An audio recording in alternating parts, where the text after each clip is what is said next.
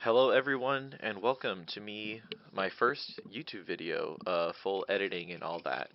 This is going to be a project for me. I am working on learning how to edit, do audio, all my camera work and everything here, so please bear with me.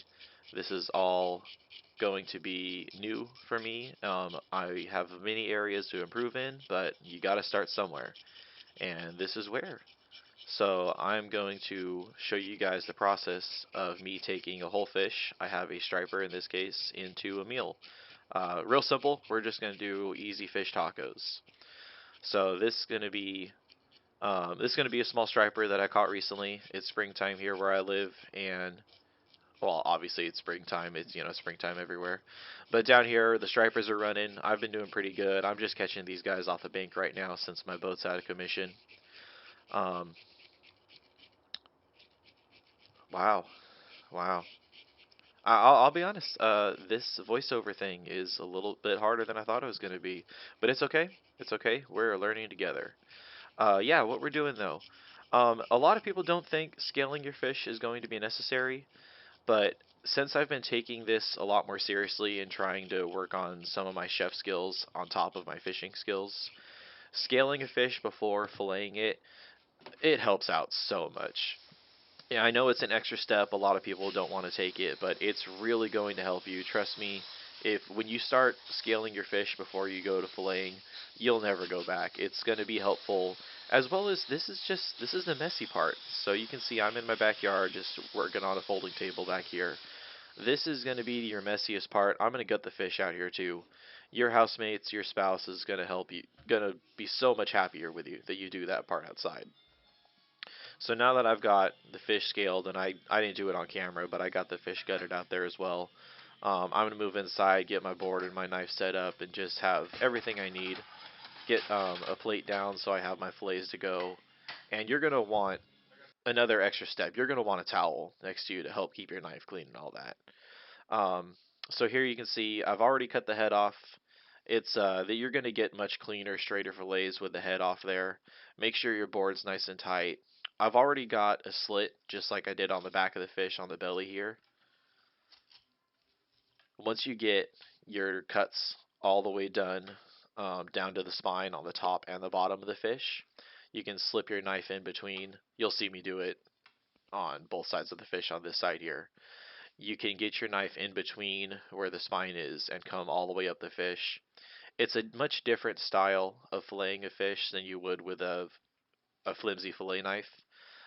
This has been a struggle for me trying to learn how to do it this way when I've been filleting fish differently, honestly, my whole life. But I have noticed that I get much more consistent cuts when I do this particular style.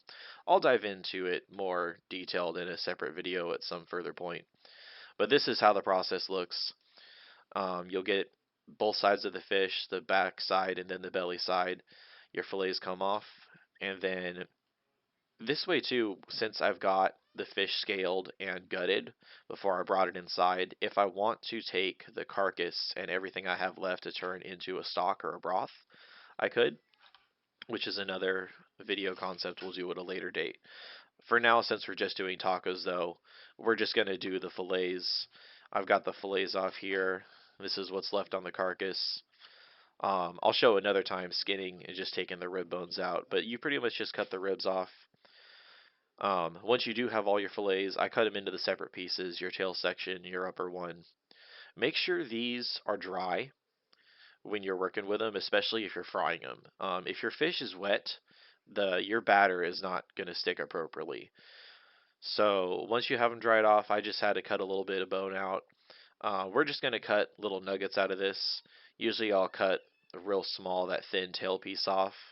And then for the tail section, you can separate the top loin from the bottom loin, which I do on that cut right here. And then we're just going to do little nuggets.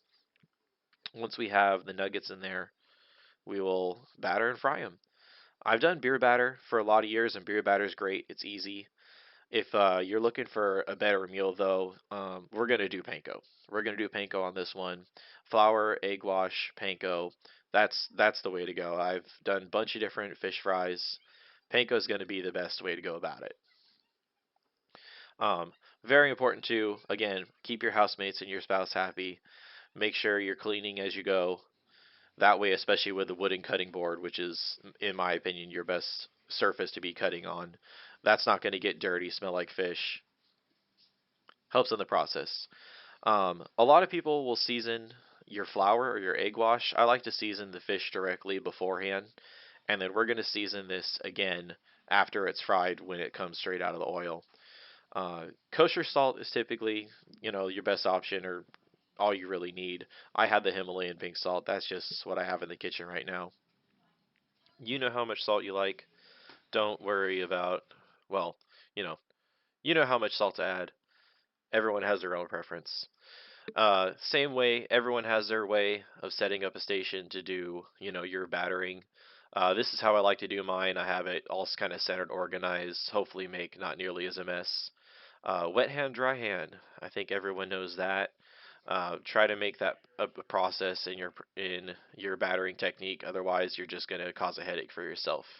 I laughed pretty hard in this clip here. I totally screwed up the wet hand, dry hand process, and this is me suddenly realizing I fucked it up. But hey, that's how it goes.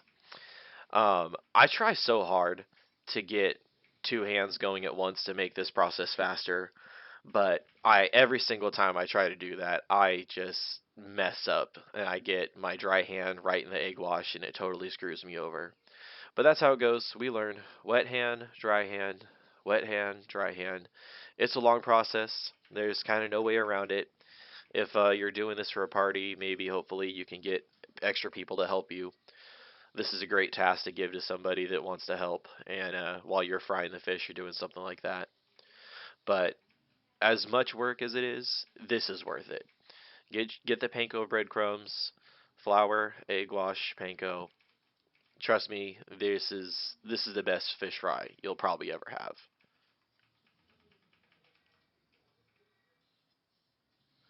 Once you do get into the frying process, frying oil, personal preference. I'm using peanut oil. I think peanut oil's got it gives a great color and it fries really well. I use animal fat sometimes too. Again, personal preference. If you can, make sure your oil is between 325 maybe 350. I think too hot, much hot warmer from there, it's gonna color and brown way too quickly. Anything lower and your fish will just end up soggy. But it's a pretty simple process. That being said, just watch your temperature on this one. Make sure I never just have the heat on and leave it there. I'm kind of always checking it. Having a thermometer is really going to help. I happen to have one of the laser thermometers that I just use to point at my frying pan. I'll show that again in another video to monitor it the whole time. And then another part too, most people will put their fried fish to drain on a plate with some paper towels, which is fine. I don't think there's anything really wrong with that, but you can, especially if you're doing a lot and you stack up the fish on top of each other, your bottom layer of fish could end up soggy. So having like a wire rack for it to air dry on, I think is a little bit better, and plus I just have more room on this too. Once it comes off, I missed it in the clip here, but go ahead and season your fish right after it comes out of the oil when it's still hot, and it'll hang on to your seasoning. Just some salt, or if you have a particular mix that you like, that's going to be the way to go there. And then time for tacos. Once you have your fish fried, again, this is all, I'm not going to do anything fancy right now. We're just trying to learn how to put a video together. But right now we're just going to do your basic street tacos, sour cream on the bottom. I'm going to put in the fried fish to spread that out. Then, honestly, we're just going to do some avocado hot sauce. And then I've got a couple of shallots left over from a dish that I made last night. And this is simple, real simple cooking. I think anybody can do this, and man, what a great dish to have for something that I caught locally. I learned how to prepare myself, and you'll impress anybody with good fish tacos. So I hope you enjoyed my video I had here. I know I've definitely got plenty more to work on. I have a lot of camera work I want to get better at. I can already tell my audio could be way better. If you guys have any extra tips or tricks for me, I wouldn't mind hearing from you. I'm editing in Premiere right now, which is going to be another process of me learning, but I think we're doing all right. I'm going to figure this out. If there's anything specific you guys want to see from me, I know there's lots of stuff on the internet already, and I don't want to repeat content that people have out there. I don't know if I'm going to upload regularly, but if there's any questions you have specifically for me, I'd love to hear you. You can just comment or message here on YouTube, or I'll probably be more active on my Instagram, which is Mark Dushark with a DA19. And I hope to see you guys in the near future. For other videos I might make in the future, that is probably going to be some time from now though, but in the meantime, I've just got to get some videos out just to practice this process. So again, I appreciate anyone that's made it through the end of this video, just been along with the process. I hope it was somewhat entertaining.